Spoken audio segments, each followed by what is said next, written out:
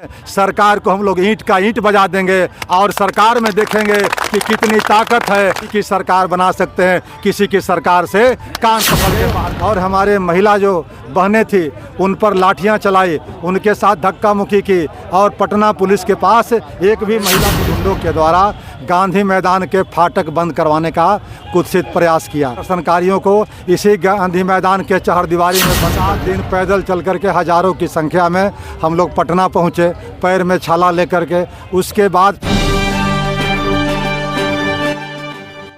नमस्कार, AKR admin पे आपका स्वागत है। मैं अनिल कुमार, आप देख रहे हैं बिहार न्यूज लाइव। जो ये तमाम लोगों की संख्या देख रहे हैं, ये बिहार के अलग अलग जिले से आए हुए हैं। बताया जा रहा है कि तेली तमौली को अति पिछड़ा समाज से बाहर करने का, अलग करने का इनका नारा है। और ये इनका क्या विचार है, क्या इरादा है और ये क्यों इतने समाज को इकट्ठा करके चले हैं, ये तमाम बातें जानते हैं। जिस तरह से इतने समाज के लोग को, अति पिछड़ा समाज के लोग को आप इकट्ठा करके आए हैं, इसका क्या मकसद है?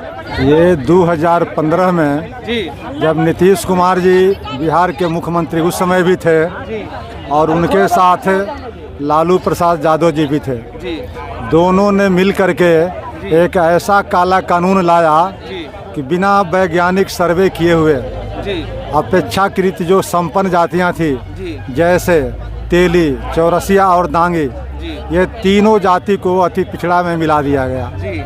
अति पिछड़ा पहले से 110 जातियां थी, उससे कोई आपत्ति नहीं थी, लेकिन इन 3 जातियों के आने के बाद उन मूल 110 जातियों में काफ़ी असंतोष, काफ़ी आक्रोश हुआ। आक्रोश इसलिए कि उनका जो हकमारी था वो होने शुरू हो गया और हकमारी कहीं कहीं तो 100% हुआ। जैसे नगर निगम में 3 गो मेयर का पद था, तीनों पद जो थे वह नीतीश के 3 जातियां जो बाद में शामिल किए उन लोगों ने ले लिया। उसी तरह से जिला परिषद अध्यक्ष का पद था।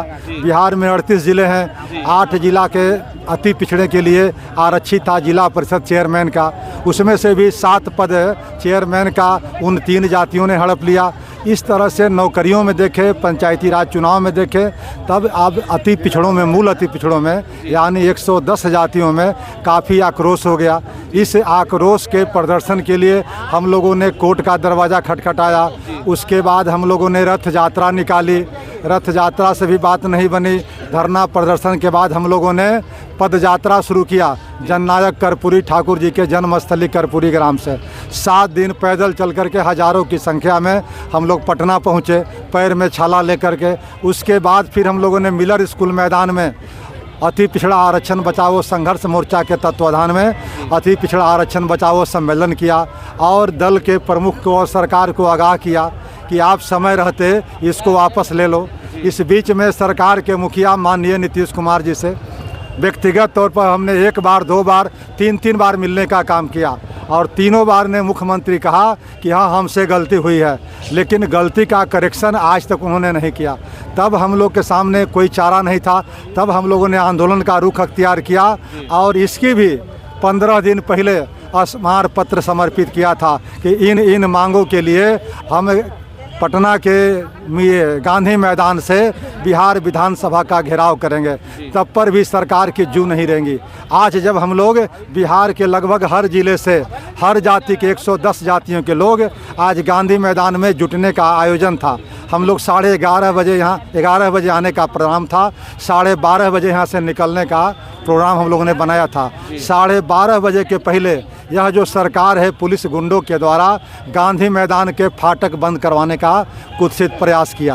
अब फाटक बंद करवा करके सरकार की योजना थी कि सारे प्रदर्शनकारियों को इसी गांधी मैदान के चहारदीवारी में बंद कर दिया जाए। तब हम लोगों ने समय से पहले बाहर निकले। उस समय आधा से अधिक मेरे साथी रास्ते में थे, बसों के अंदर थे, कहीं जाम में पड़े हुए थे। फिर भी हम लोगों ने मार्च शुरू किया। जब मार्च सब शुरू किया तो जेपी गोलंबर पर उन लोगों ने, सरकार के गुंडों ने या पुलिस तंत्र ने वो हावी होकर के हम लोग को रोकने का प्रयास किया। हम लोग भी जबरन प्रयास करके, क्योंकि हम लोग का पहले से प्रस्तावित था कि हम लोग बिहार विधानसभा का घेराव करेंगे, डाक बंगला तक तो कम से कम जाएंगे।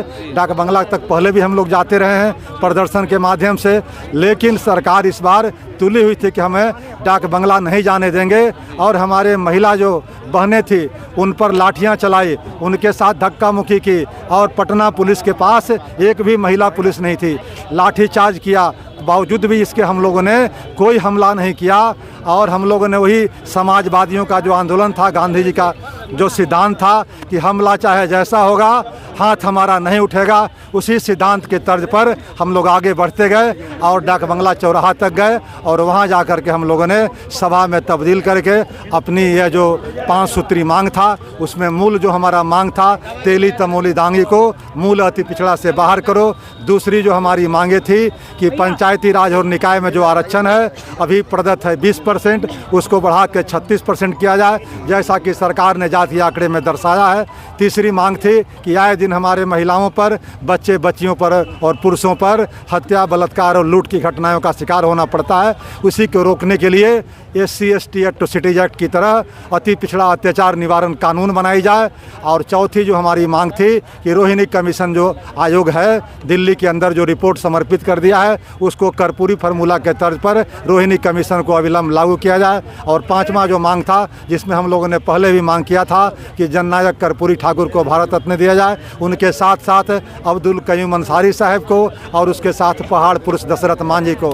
तो अभी हमारा एक मांगे पूरी हो गई, लेकिन दो जो हमारे महापुरुष थे दशरथ मांझी और अब्दुल कयूम अंसारी को मरणोपरांत भारत रत्न दिया जाए। इन्हीं 5 सूत्री मांगों के लेकर के हम लोग आज 8 वर्षों से आंदोलित हैं और आज भी उसी का परिणाम था कि हम लोग सड़क पर आंदोलन किए हैं। लेकिन सरकार जितने इस आंदोलन को दबाएगी उतना ही आंदोलन और उग्र होगा। इसी आंदोलन के क्रम में सरकार ने मुझे डराने के लिए या सदस्यता बिहार विधान परिषद की सदस्यता से अभी मेरा लगभग 3 साल अवधि बचा हुआ था, लेकिन सरकार ने मेरी सदस्यता समाप्त कर दी। सदस्यता समाप्त करने के पीछे सरकार की मंशा थी कि रामबली जी झुक जाएंगे या आंदोलन को बंद कर देंगे और सरकार